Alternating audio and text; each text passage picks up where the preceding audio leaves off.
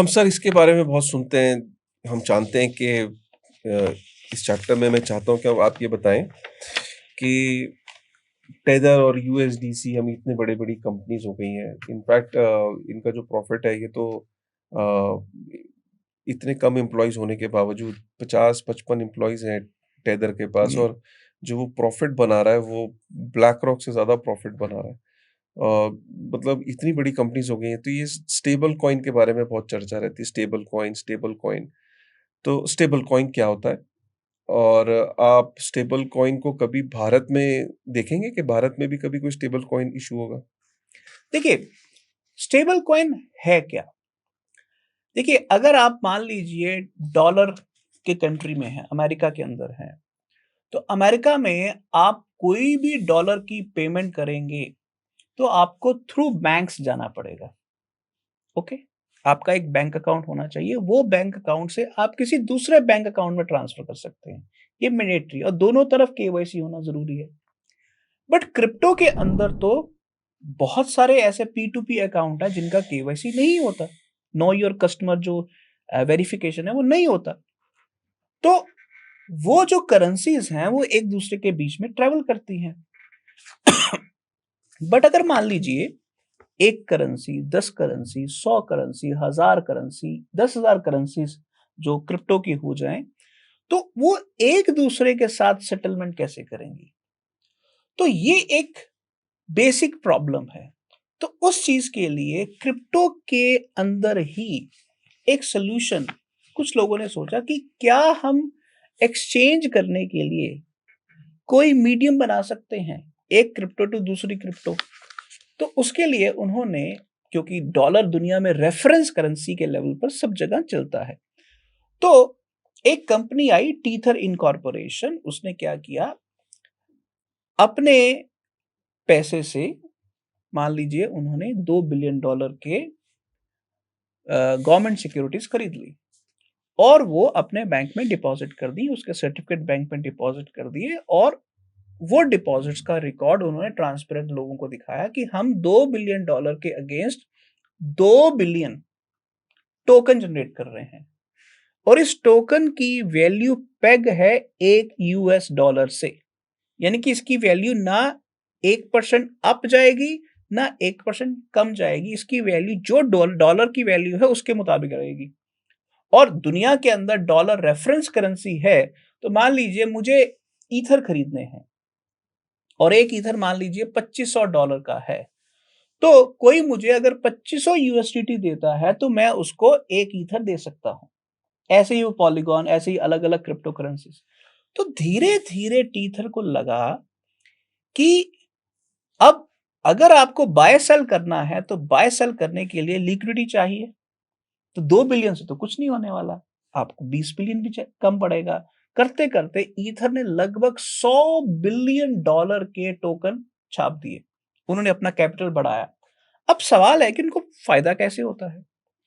तो नेचुरली जब कोई टीथर खरीदता है, तो फीस पे करता है। जब कोई टीथर बेचता है, तब भी फीस पे करता है। अगर कोई एक्सचेंज बड़े लेवल पर स्टेबल कॉइन खरीदती है, तो भी वो पे करती है। रिडेम्पशन में भी पे होता है और परचेज़ में भी पे होता है बट और वो जो फीस हमसे लेते तो नहीं है। वो आपसे नहीं लेते, वो हुँ, आपसे नहीं लेते, पर जब वो चेन के ऊपर ट्रांज़ैक्शंस हो रही हैं हुँ, और जो बड़े खासकर जो बड़े प्लेयर्स हैं, उनको लिक्विडिटी जैसे आज एक्सचेंज है। आप एक एक्सचेंज है, मान लीजिए आप मुड्रेक्स एक्सचेंज हैं या आप कॉइनडीसीएस एक्सचेंज हैं, तो उस एक्सचेंज को लिक्विडिटी चाहिए।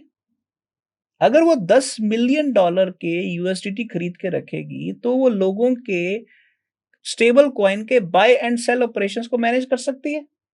तो उसके पास 10 मिलियन डॉलर के यूएसडीटी कहाँ से आएँगे? वो तो टीथर से ही आएँगे। हुँ। ऐसे ही कॉइनबेस को भी चाहिए, ऐसे ही बायनेंस को भी चाहिए, ऐसे ही बाकी सब एक्सचेंजेस को चाहिए। तो जब यूएसडीटी यानी कि टीथर दुनिया भर में एक्सेप्ट हो गया, तो इसका मतलब है कि वो अपनी कमीशन तो लेगा, हुँ, चाहे वो कमीशन 0.5% हो। बट सोचिए अगर 100 बिलियन डॉलर तो सर्कुलेट होना है। अगर $100 बिलियन के ऊपर 1000 बिलियन यानी कि 1 ट्रिलियन की ट्रांजैक्शन हुई और उसके ऊपर उसने 0.5% कमीशन ली, 1000 बिलियन के ऊपर 0.5%, तो ये बनता है 50, उसका 10%, 1% कितना बनेगा? 10 बिलियन, और उसका आधा $5 बिलियन उसकी फी इनकम है। और इस समय टीथर का जो प्रॉफिट है वो लगभग इसी रेंज 5-10 बिलियन डॉलर के आसपास है। मुझे एग्जैक्ट फिगर्स नहीं पता है, बट जब लोगों ने देखा कि यार टीथर तो बहुत पैसे कमा रहा है, तो एक नई कंपनी बनी द सर्कल, उसने एक नया कॉइन लॉन्च कर दिया USDC। देखिए, स्टेबल कॉइन बनाना आसान है, इसको बनाए रखना बहुत मुश्किल है, क्योंकि उसके लिए आपको नेटवर्क इफेक्ट क्रिएट करना पड़ता है, अलग अलग एक्सचेंजेस के साथ टाई अप करना पड़ता है, वो सारा कुछ करना पड़ता है, और अलग अलग चेन्स के ऊपर आपको स्टेबल कॉइन के टोकन क्रिएट करने पड़ते हैं, और ये आसान चीज नहीं है। और ये करने के मामले में टीथर और USDC ये इस समय नंबर 1 पर है। आपको लगता है इंडिया में भी कभी कुछ स्टेबल कॉइन आएगा? अडानी अंबानी कभी ला सकते हैं? देखिए, कोई भी देश इंटरनेशनल पेमेंट्स तो करेगा। आज आप फॉर एग्जांपल तेल खरीद रहे हैं, हिंदुस्तान 150 बिलियन डॉलर का तेल हर साल खरीदता है, ठीक?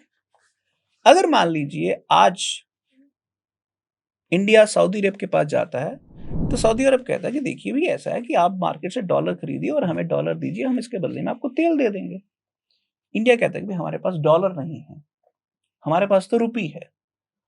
तो क्योंकि रुपी तो इंटरनेशनल करेंसी नहीं है,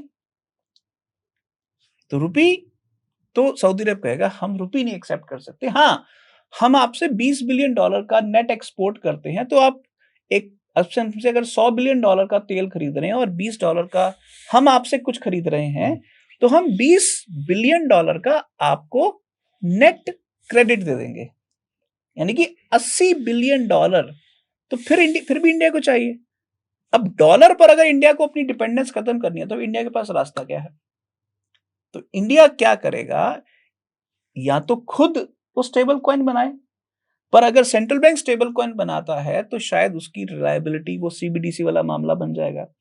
तो इंडिया को इस प्रॉब्लम का अगर सोल्यूशन ढूंढना है, तो उसको Reliance, Adani, HDFC, Airtel, ICICI, SBI, ये जो अलग अलग कॉरपोरेशंस हैं, इनको परमिशन देनी होगी कि ये स्टेबल कॉइन बना लें, क्योंकि ये क्रेडिबल इंस्टीट्यूशंस हैं, और वहां से वो स्टेबल कॉइन डॉलर में भी बना सकते हैं, वो युआन में भी बना सकते हैं, वो किसी भी और करेंसी में बना सकते हैं। तो वो स्टेबल कॉइन जब सऊदी अरब को चाहिए, तो उसके बेसिस पर पेमेंट्स हो सकती हैं, और वो पेमेंट्स इंस्टेंट सेटलमेंट हो सकती हैं।